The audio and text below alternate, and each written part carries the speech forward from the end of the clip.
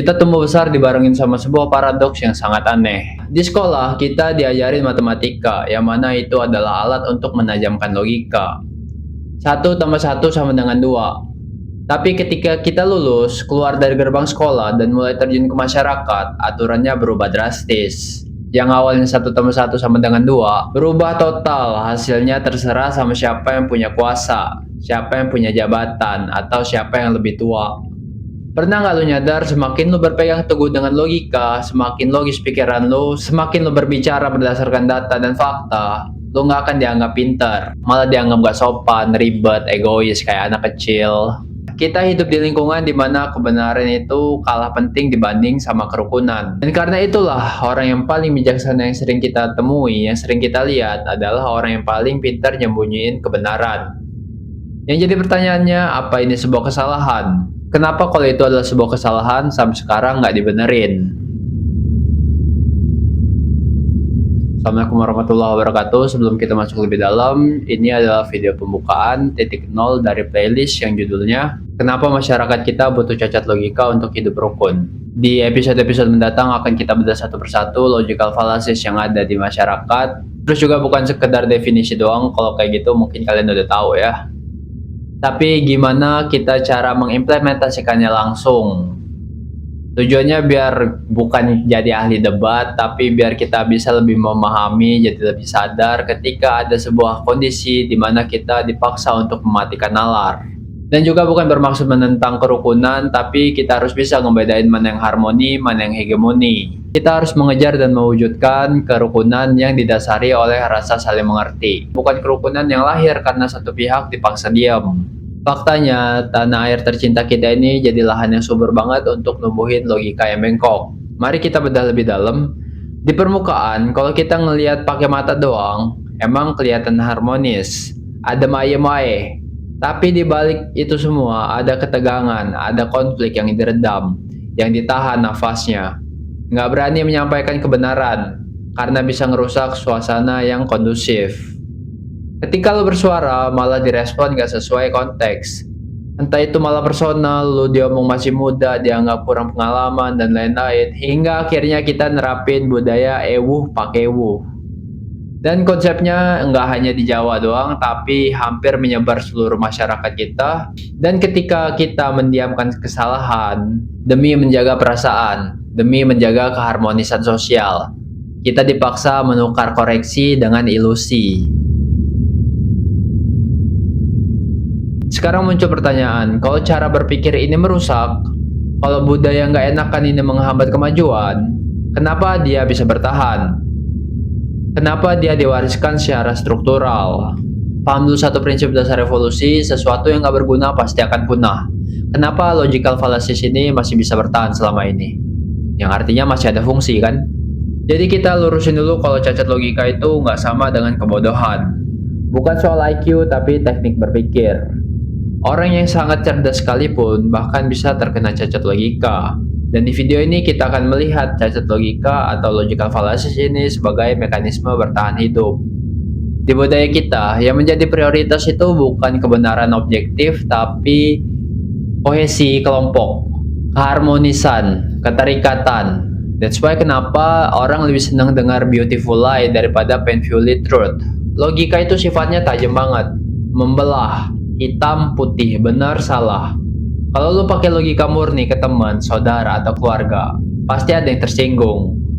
Otak kita ini didesain untuk survive sebenarnya, bukan nyari kebenaran. Contoh nih logical fallacies yang umum ditemuin. Appeal to authority. Nurutin kata tokoh yang punya status atau jabatan, atau yang lebih tua.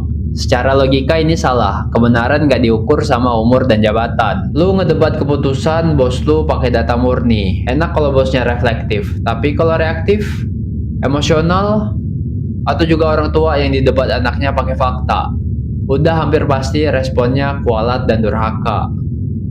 Dan disinilah logical fallacies itu berfungsi. Ketidaklogisan itu bukan error, tapi biaya sewa yang lo bayar untuk tetap sebagai di dalam kelompok.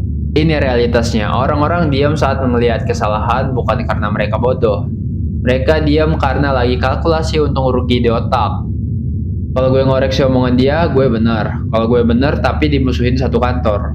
Kalau kayak gitu kejadiannya malah nyusahin hidup. Dan otaknya lebih milih secara rasional, lebih baik salah tapi punya teman daripada benar tapi sendirian. Itulah kenapa cara berpikir yang salah ini begitu awet. Dia nggak ngelindungin dari kebodohan tapi dari pengucilan. Jadi ini bukan tentang IQ tapi tentang survival. Jadi gimana opsinya? Apa kita perlu jadi polisi logika yang memarahi semua orang yang melakukan logical fallacies? Atau kita pasrah aja, nonaktifin otak terus ngalur aja sama arus? Ya nggak dua-duanya lah, salah semua itu. Dua-duanya itu resep bencana. Kunci untuk menjaga kewarasan tanpa perlu dikucilkan, tanpa perlu harus nurunin IQ adalah dengan cara dualisme sadar. Jadi lu punya dua mode di otak. Mode yang pertama sebagai the truth seeker. Ini mode private. Mode pas lu lagi kerja, lagi belajar, atau diskusi sesama pemikir. Di sini logika adalah raja, data adalah hukum, nggak ada kompromi. Mode yang kedua ada social adapter, mode harmoni, mode publik. Pakai pas lagi basa-basi sama tetangga, pas maaf-maafan lagi lebaran, atau untuk orang tua yang defensif. Mata uangnya di sini bukan benar atau salah, tapi tentang keharmonisan.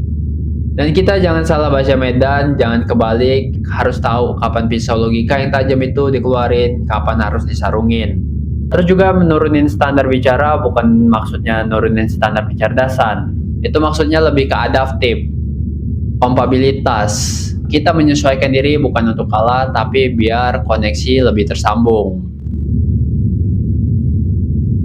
Tapi ada tapinya nih, dualisme itu ada batasannya. Lo boleh ngalah sama hal-hal remeh yang ada di masyarakat, tapi ada sesuatu yang nggak boleh dilanggar. Ada batasan yang nggak boleh dilanggar. Jangan gunain mode harmoni ketika berhubungan dengan sesuatu yang bersangkutan dengan harga diri, idealisme, atau masa depan yang jadi taruhannya.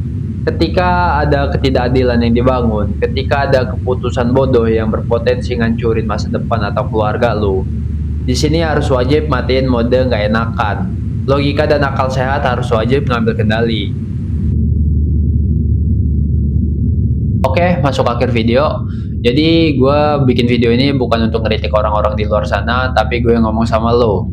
Ingat gak lo pas mengiyakan sesuatu cuman karena males debat, males nyinggung, nggak ngebantu orang yang diperlakukan gak adil gara-gara takut dianggap sok pahlawan? Atau lo orang yang agamais tapi nggak mau nyampein kebenaran karena takut diomong sok suci? Terus pakai alasan embel-embel cara deliverynya, retorikanya, padahal notabene-nya cuma ketakutan yang dibungkus sama rangkaian kata-kata bijak. Gua pernah salah, kita semua pasti pernah ngorbanin kebenaran demi perdamaian semu, dan lu mulai harus sadar. Setiap kali lu ngerasa harus menumpulkan logika demi orang lain, lu harus dapat sesuatu yang sepadan sama harga yang lu bayar. Di episode-episode mendatang, khusus di playlist ini, kita akan bahas satu persatu logical fallacies yang ada di masyarakat kita. Tujuannya biar kita bisa pegang kendali, biar lo bisa nyetir keadaan, bukan lo yang disetir sama keadaan. Dan kita pada akhirnya emang butuh hidup rukun, butuh hidup damai, tapi kedamaian itu nggak gratis. Well, see you next video. Wassalamualaikum warahmatullahi wabarakatuh.